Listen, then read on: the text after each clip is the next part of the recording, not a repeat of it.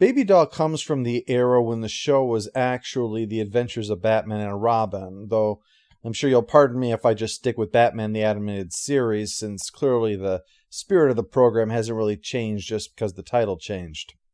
We pick up with one Brian Daly on his way home after his performance in Death of a Salesman.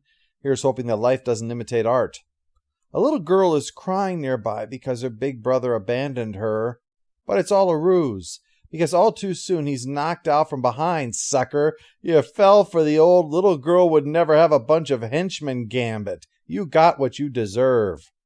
Archive footage of an old show reveals Mary Louise Dahl like in the Chocolate Factory, not like Barbie. She's playing the role of Baby Doll, the star of this little family sitcom with her catchphrase, "I didn't mean to." 3 of the cast, including the guy that we saw get clocked on the head, are all missing. Just the daughter and Baby Doll herself are left now. Batman knows the reason that she got that role. Mary has a rare form of hypoglycia that prevents her from properly aging, so even though she's 30 years old, she still looks like that kid. Good luck ever buying beer, Mary. The conversation is interrupted by Mook's kidnapping the daughter from the show with Tommy guns to keep the cops at bay, but no match for Batman and Robin, of course. A big armored van, though, that is a problem, and the Mooks soon make off with the actress. Well, Batman's got a thing for this situation. It's called a Batmobile. Except... No! This is exactly why Google is having problems with their self-driving cars. Hey, wait a minute.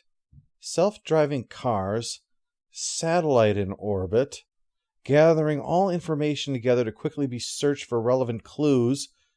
You don't suppose the head of Google is actually planning to become Batman himself?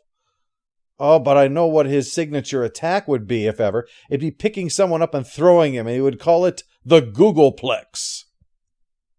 Anyway, sorry, the van gets away, but the girl is safe, and soon she is claimed by her alleged mother. Well, I say alleged because this is clearly Baby Doll herself. I didn't mean to. Hold it. It's a real waste that the adversaries of the world's greatest detective are all crazy, isn't it? It's like being a master of the martial arts and your nemesis is in a wheelchair. Despite this, they manage to get away thanks to a smoke bomb, so we find the kidnapped actress awakening on one of the sets for the old show, along with the others, all dressed in costumes to play out Baby Doll's glory days. Meanwhile, Batman is trying to find a lead with the reporter who did that news special that they saw. Since when are you interested in has-been actors? Ever since we had Adam West on the show. She says that the show was canceled and the 4 were left high and dry when Mary bailed to try to do some drama. Her performance in Macbeth did not impress, even if you get past the fact that she makes Peter Dinklage look like Carol Struycken. This is an interesting twist, actually. It's old hat about child actors who never succeed at it once they become adults, and there's the old adage about being typecast. But Mary is in a very strange Venn diagram.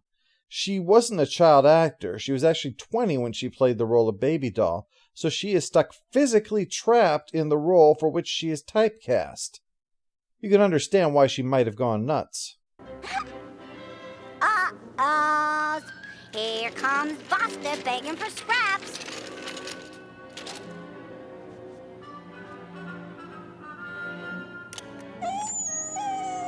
Let me rephrase. You can understand why she has definitely gone nuts. This episode is by Paul Dini, incidentally, who created Harley Quinn and wrote the episode that reinvented Mr. Freeze. So while Mary might seem on the surface to be an obvious kind of villain, there is more going on underneath. As with many Batman villains, they're tragic figures who have only become what they are thanks to madness. She says that it's her birthday. That's the purpose for this reunion. But when Daddy refuses to play along, Baby Doll's Chief Mook kicks him in the face to help him stay in character. Some actors are just really method. Actually, no, it's really Baby Doll who's extremely method. She breaks out of character for a moment to lament what happened after leaving, talking like a mature woman with lamentations, before slipping back into character because she realizes now it was the best time of her life and she wants to have it back, no matter how many hostages it requires. Now I'm baby for good and everyone will love me again. Hugs, hugs! Now you know why they're called grips.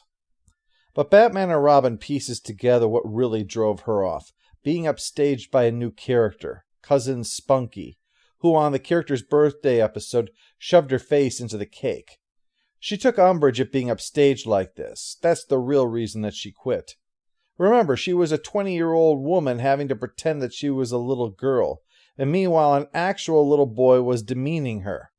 When this is all you have, all that life will probably ever give you, it's insulting to have it sullied like this.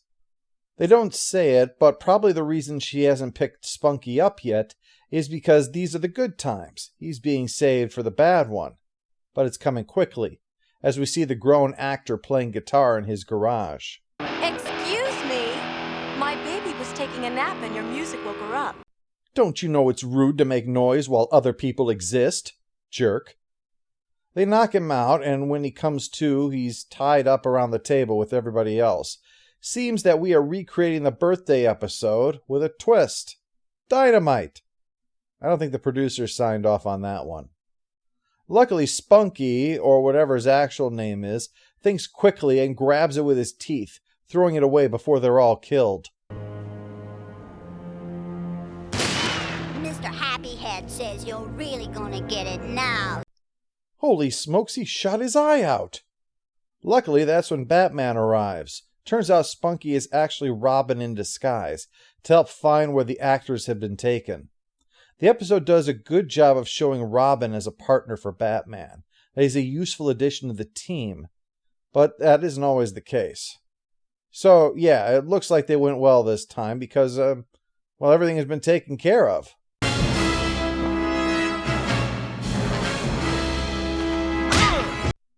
Oh, how embarrassing. She's not even wearing a costume. If you're going to kick Batman's ass, you should at least be dressed like you escaped from a mental ward in order to join the circus.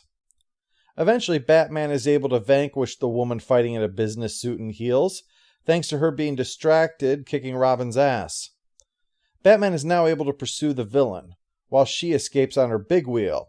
Classic villain mistake, overcommitting to the theme.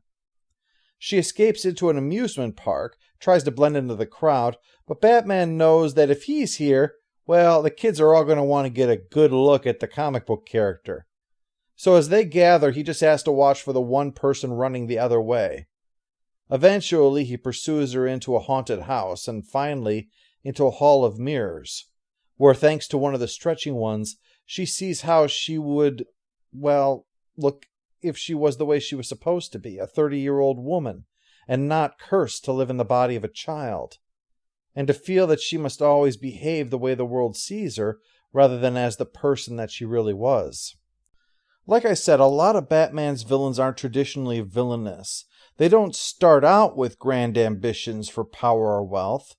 They're often just broken people, and in a way serve as a funhouse mirror for Batman himself. Batman and adversaries like Baby Doll are tragic figures. The difference is that they lash out at the world that has wronged them, while he protects the world despite the fact that it has wronged him. The emotional resonance of the episode is this developing realization of just how much the world has broken this poor woman's will, to pity her even as she lashes out at Batman for getting in the way, and finally unloading her gun doll into the mirror. Yet the parallel is visible as the one who isn't allowed to leave childhood embraces the man who was never allowed to have one. And finally, speaking as an adult, she says her catchphrase, but with the realization of all of the horrible things the shattering of her dreams has led her to do, to say it this time with genuine tears, "I didn't mean to."